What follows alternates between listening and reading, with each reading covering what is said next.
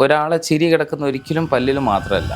പലപ്പോഴും പേഷ്യൻസ് വന്നിട്ട് നമ്മോട് പറയാറ്, ഡോക്ടറെ നമുക്ക് ക്ലിപ്പ് ഇടണമെന്നാണ് പറയാറ്, അല്ലെങ്കിൽ ഡോക്ടറെ അലൈനർ ചികിത്സ വേണമെന്നാണ് പറയാറ്. പക്ഷേ അതങ്ങനെയല്ല, അവരെ കംപ്ലൈൻ്റ് ആണ് പറയേണ്ടത്. ഇപ്പം നമ്മളൊരു എക്സാമ്പിൾ പറയാം. ഒരു ഡോക്ടറെ അടുത്ത് നിങ്ങൾ പോകുന്നു, ഒരു ജനറൽ മെഡിസിൻ അല്ലെങ്കിൽ ഒരു ഫിസിഷ്യൻ്റെ അടുത്ത് നിങ്ങൾ പോകുമ്പോൾ പനി ഉണ്ടെന്നാണോ പറയാറ്, പനിക്കുള്ള മരുന്ന് വേണമെന്നാണോ പറയാറ്? അതേപോലെ ഇപ്പം നമ്മുടെ അടുത്ത് ഇപ്പോൾ ഒരു പേഷ്യൻ്റ് വന്നു കഴിഞ്ഞാലും അവരെ കംപ്ലയിൻറ്റ്സ് എന്തൊക്കെയാണെന്ന് പറയുന്നത്. അപ്പോൾ അവർക്ക് എന്തുകൊണ്ടാണ് ഓർത്തോഡോണ്ടിക് ട്രീറ്റ്മെൻറ്റ് എടുക്കാൻ ആഗ്രഹം വന്നത്? പല്ല് പൊങ്ങൽ കൊണ്ടായിരിക്കാം അവർ ബ്രേസസ് ട്രീറ്റ്മെൻറ്റോ അല്ലെങ്കിൽ ഓർത്തോഡോണ്ടിക് ട്രീറ്റ്മെൻറ്റ് ചെയ്യുന്നത്.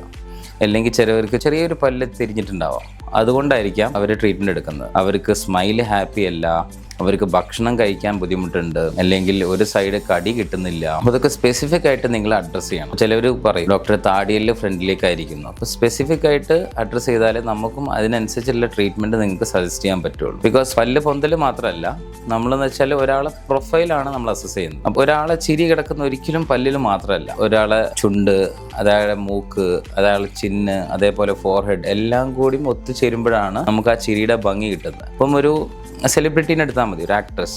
അപ്പോൾ അവരത് പല്ല് മാത്രമല്ലല്ലോ, അവർ ഓവറോൾ പ്രൊഫൈലാണ് അവർ നോക്കുന്നത്. നമ്മൾ സ്ട്രെയിറ്റ് പ്രൊഫൈലായിരിക്കണം, അപ്പോഴാണ് ഒരാളെ മുഖത്ത് ഭംഗി എൻഹാൻസ് ആവുന്നത്.